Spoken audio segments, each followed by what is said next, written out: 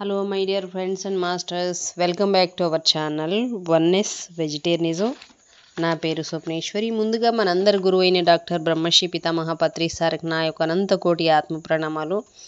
సత్యలోకవాసులకి, దివ్యలోకవాసులకి, మహాకారణ లోకవాసులకి, నక్షత్ర లోకవాసులకి, ఏంజల్స్కి, మహోత్తర్ బాబాజీకి, బుద్ధ భగవానుడికి, రామ్త మాస్టర్కి, పరమాత్మ అయిన సదానంద యోగి మహారాజ్కి, పరమగురు మండలందరికీ నా యొక్క అనంత కోటి ఆత్మ ప్రణామాలు. ఆస్ట్రల్ మాస్టర్స్ అందరికీ పేరు పేరున స్వాగతం, సుస్వాగతం. Welcome masters, welcome. Thank you. అయితే మరి మనము ఎప్పుడూ లాగానే రోజులాగా ఈరోజు కూడా రామ్తా విజ్ఞానాన్ని విస్తారంగా తెలుసుకునే ప్రయత్నం చేద్దాం. మరి లేట్ లేకుండా రామ్తా విజ్ఞానాన్ని తెలుసుకుందాం మాస్టర్స్. మమ్మల్ని ఇలా కల్పించింది అని మేం నేర్చుకోవాల్సింది ఏదో తప్పకుండా ఉంటుంది అనే నేను అనుకుంటున్నాను రామ్తా మాస్టర్. ఓ సంబంధం ఏమంత ఆప్యాయంగా బలీయంగా నెలకొని ఉండని పరిస్థితుల్లో గత జన్మల నుంచి కొనసాగుతున్న సంబంధం మాది అని అనుకుంటూ ఉంటే ఆ సంబంధం మరింత రంజుగా, అందంగా, మెరుగ్గా అనిపిస్తున్నదన్న విషయం మీకు బాగా తెలుసు మాస్టర్. కానీ కర్మబంధం అని దేన్ని మీరు అనుకుంటున్నారో అది అవసరం అనే అతి చిన్న మాటకు బదులు మతం వర్ణించి చెబుతున్న మరో మెరుగైన మాట మాత్రమే అనేక మందితో కలిసి ఆనందించాల్సిన అవసరం మీ అన్ని జన్మ పరంపరలోనూ ఉంటూనే ఉంది. కానీ పాత స్నేహితులతోనే అనేక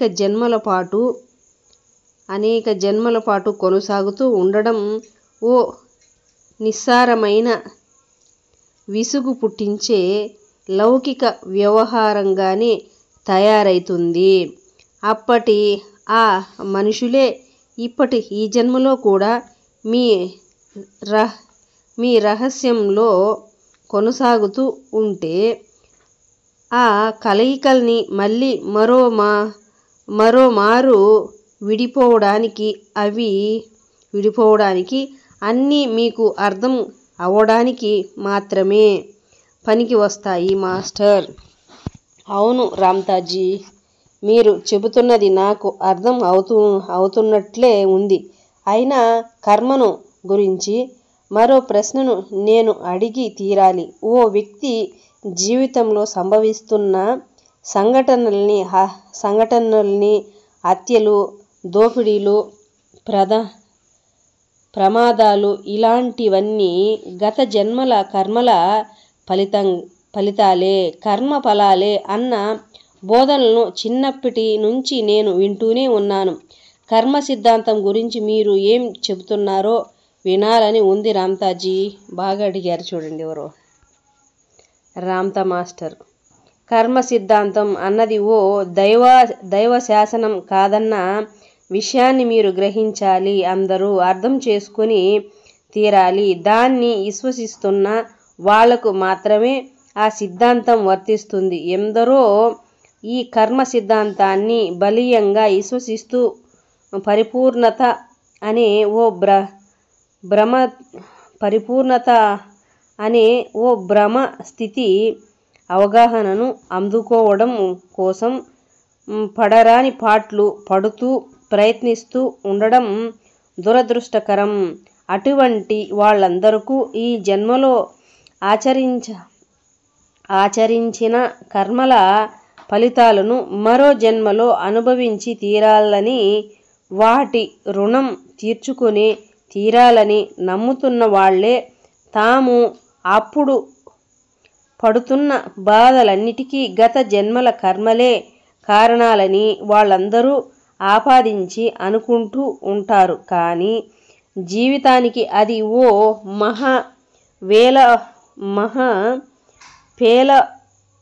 పేలవమని సంజయ్ మాత్రమే మాస్టర్. అంతకన్నా మహోన్నతమైన వివరణ జీవితానికి ఇవ్వబడాలి. కర్మ సిద్ధాంతం కూడా ఈ ఈలతలంలో ఓ వాస్తవమే. కానీ దాన్ని విశ్వసిస్తున్న వాళ్లకు మాత్రమే పరిమితమై వాస్తవం అది. మీ జీవిత సాఫల్యం కోసం ఏ న్యాయాలు అవసరమని మీరు ఎంచుకుంటున్నారో అవే ఇక్కడ వాస్తవాలై ఉంటాయి. సర్వశాసనాధికారి స్వీయ జీవితాది నాథుడైన వ్యక్తే మాస్టర్. సత్యాన్ని స్వీకరించే అధికారం ప్రతి వ్యక్తికి ఉంటుంది కనుక దేన్ని సత్యం అని ఓ మానవుడు విశ్వసించి స్వీకరిస్తాడో అదే ఓ శాసనంగా అతడి ఉనికిలో స్థిరపడి జీవిత వాస్తవం అవుతుంది. ఈ విధంగా నమ్మకాలతోనే పరిమితం అవగాహనలతోనే రుణ విమోచన, కర్మ పరిపక్వ న్యాయాలను, పరిపూర్ణత అనే వాంఛిత శాసనాన్ని ఈ ఇలతలంలో మానవుడే సృష్టించుకున్నాడు. ఇదంతా నా గత జన్మల ఫలితమే అని మీరు విశ్వసిస్తూ ఉంటే మీ కల్పనతోనే మీరు చిక్కుబడిపోతారు. ఆ విశ్వాసానికి ఊపిరి పోస్తున్నది, శక్తిని అందించి పోషిస్తూ ఉన్నది మీరే కనుక ఆ తరువాత ఆ న్యాయమే మీ జీవితంలో అమలు జరుగుతూ ఉంటుంది. జన్మ పరంపరలో ఆ విధంగానే కొనసాగుతూ గత జన్మలో ఈ తలం మీద ఆచరించిన కర్మలను ఈ జన్మలో నశింపజేసుకుంటూ కొత్త కర్మలను మరింత పరిపోషించుకుంటూనూ ఉంటారు. కర్మ సిద్ధాంతాన్ని, పరిపూర్ణతను సైతం నేను గుర్తించాను. అవి జీవిత సాఫల్యాలు కావు కనుక వాటిని పరిమితులుగానే నేను దర్శిస్తున్నాను.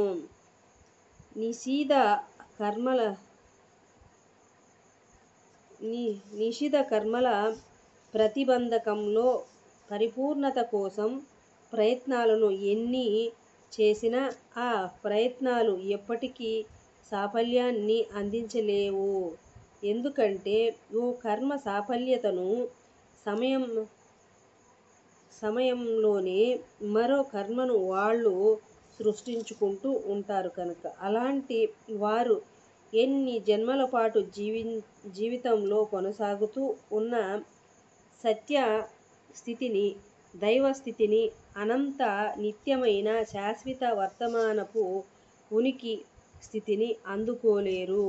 ఎప్పుడూ రుణాలను తీర్చుకుంటూ స్వీకరించే అర్హత ఉన్న స్థితిని మాత్రం ఎప్పటికీ ప్రాప్తించుకోలేరు. పూర్ణత్వం స్థితి అన్నదే లేదు మాస్టర్. ఉంటున్నది శాశ్వత వర్తమానపు ఉనికి మాత్రమే. సజీవాత్మకమైన ఆ ఉనికి జీవితంలో అంశాలన్నీ అనుక్షణమూ పరిపూర్ణితమవుతూ పరిణమిస్తూ ఆవిర్భవిస్తూ ఉంటాయి. ఓ పరిపూర్ణత స్థితి అన్నది ఎప్పటికీ నెలకొనదు, ఏర్పడదు. ఆత్మస్థితి ప్రాప్తికి, దివ్యత్వ స్థితి ప్రాప్తికి ఏవి ప్రతిబంధకాలో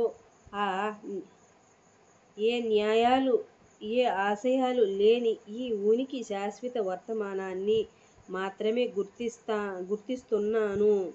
ఈ మీ ఉనికి నిజ తత్వాన్ని గ్రహించడం కోసం స్వాభిప్రాయంతో చేస్తున్న కర్మలను తప్పించి మరి వేటినీ మీరు ఆచరించనక్కరలేదు. కర్మ సిద్ధాంతాన్ని స్వీకరించాలన్నదే మీ అభిమతం అయితే అది మీ ఇష్టం మాస్టర్. అది మీ సృష్టి మాత్రమే. అదే మీ అనుభవంలోకి వస్తుంది. కానీ పరిమిత శక్తి ప్రభావాలకు, కర్మఫలాల భ్రమలకు సృష్టికర్తలు స్వయంగా మీరేనన్న సత్యాన్ని గ్రహించండి. కర్మ సిద్ధాంతాన్ని నమ్ముకుంటున్నందుకు మీకు ప్రాప్తించిన సౌభాగ్యం పరిమితమైన ఆలోచనలకు సంబంధి అయిపోవడమే. విముక్త పుంజాలు మీరు ఎంచుకునే ఏ సత్యాన్నైనా, ఏ వాస్తవాన్నైనా, ఏ భ్రమనైనా క్షణంలో సృష్టించి అనుభవించగలిగే సంకల్ప స్వేచ్ఛ మీ సొంతం. మీరు కోరుకున్న తక్షణంలో ఈ జీవిత సర్వస్వాన్ని hello my dear friends and masters, welcome back to our channel oneness vegetarianism. నా పేరు స్వప్నేశ్వరి. ముందుగా మనందరి గురువు అయిన డాక్టర్ బ్రహ్మశ్రీ పితామహ పత్రి సార్కి నా యొక్క అనంత కోటి ఆత్మ ప్రణామాలు. సత్యలోక వాసులకి, దివ్యలోక వాసులకి, మహాకారణ లోక వాసులకి, నక్షత్ర లోక వాసులకి, ఏంజల్స్కి, మహోత్తర్ బాబాజీకి, బుద్ధ భగవానుడికి, రామ్తా మాస్టర్కి, పరమాత్మైన సదానంద యోగి మహారాజ్కి, పరమ గురువులకి, పరమ గురు మండలందరికీ నా యొక్క అనంత కోటి ఆత్మ ప్రణామాలు. హాస్టల్ మాస్టర్స్ అందరికీ పేరు పేరున స్వాగతం, సుస్వాగతం. Welcome masters, welcome. Thank you. అయితే మనం రామ్తా విజ్ఞానాన్ని ఎంతో విస్తారంగా, అద్భుతంగా ఆ జ్ఞానాన్ని తెలుసుకుంటూ, నేర్చుకుంటూ ఉన్నాము. నేర్చుకున్న దాన్ని తెలియజేస్తూ ఉన్నాము. దాన్ని మరి ఈరోజు కూడా మరింత జ్ఞానాన్ని అది తెలుసుకునే ప్రయత్నం చేద్దాం మాస్టర్స్. జీవించడానికి ఉపయుక్తమైన న్యాయాలను ఆ సంకల్ప స్వేచ్ఛతో మానవుడే సృష్టించుకున్నాడు. మానవుడిని భయభ్రాంతుల్ని చేయడానికే, బానిసలుగా అణగదొక్కడానికే దురదృష్టవశాత్తు ఎన్నో న్యాయాలు నిర్దయంతో సృష్టించబడ్డాయి. అవన్నీ స్వతంత్రాన్ని పెంపొందించడం కోసం కాకుండా పరిమితం చేయడానికే సృష్టించబడ్డాయి. ఏ న్యాయం ఉందని స్థితిలో ఉండడానికి మానవుడు సమ్మతించలేడు. ఇది మాస్టర్స్ జరిగిపోయింది దాని గురించి ఇంకొకటి చూద్దాం. దైవం కిందకి చూడగలిగి ఇది తప్పు, ఇది హింస అని మానగలిగి ఉన్నట్లయితే అప్పుడేం జరుగుతుందో మీకు తెలుసా? చైతన్య సర్వస్వం అంతా తాము విధిగా వ్యక్తీకరిస్తున్న వ్యక్తీకరణల అంతా జీవిత మహాశక్తుల్లోంచి తక్షణమే అంతమైపోతుంది. ఆ పరిస్థితి ఏర్పడగలిగినప్పుడు జీవితము దాని శాశ్వత విస్తరణకు తన ఉనికిని కోల్పోతుంది. సృజనాత్మకతకు మూలమైన సంకల్ప స్వేచ్ఛ కూడా అప్పుడు ఉండదు. కానీ దైవం పూర్తిగా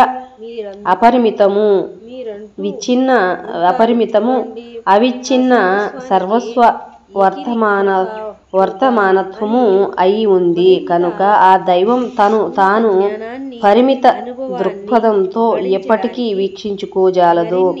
ఆ అవకాశమే దైవానికి ఉన్నట్లయితే మీదో మరొకరిదో తప్పుల్ని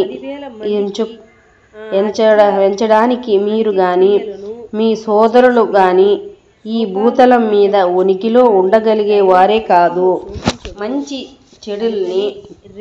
మంచి చెడులని ఏవి ఇప్పటికిక్కడ లేనే లేవు మాస్టర్. ఉన్నదున్నట్లు ఉనికి మాత్రమే ఉంది ఇప్పుడిక్కడ. ఆ ఉనికిలో దేన్ని ఎంచి చూస్తున్నా ఆ ఎంపికతో లెక్కలోకి పరిగణించే అంశాలు, వాటికి సాఫల్యాన్ని ఏవేం చేస్తున్నాయో అవి మాత్రమే వివేక ప్రజ్ఞకు దోహదం చేసే ఆత్మానుభూతి అనుభవాలే. ఈ ఉనికి వర్తమానంలో పరిగణింపబడే అంశాలు మీరు ఎప్పటి వరకు ఆచరించని అన్ని కర్మలు వాటిని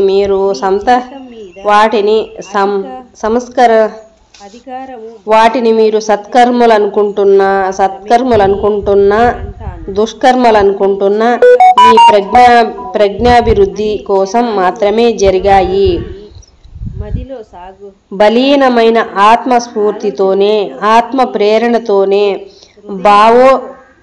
భావావేశంతోనే మీ సర్వ కర్మలు మీ అధ్యయనం కోసమే జరిగాయి. ఆ కర్మలను ఆచరించడం వల్లే వాటి విలువను మీరు గుర్తించి అభివృద్ధిని సాధించగలిగామని గ్రహించగలుగుతున్నారు. ఈ విధంగా ఆ ఆత్మలు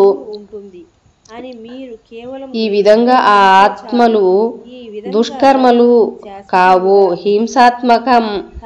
హింసాత్మకతలు కావు. సరిగ్గా అవే దివ్యత్వాన్ని అందించే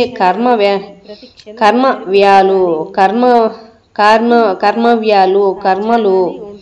మానవుడి తప్పొప్పుల్ని నిర్ణయిస్తున్నది మానవుడే తప్ప దైవం కాదు.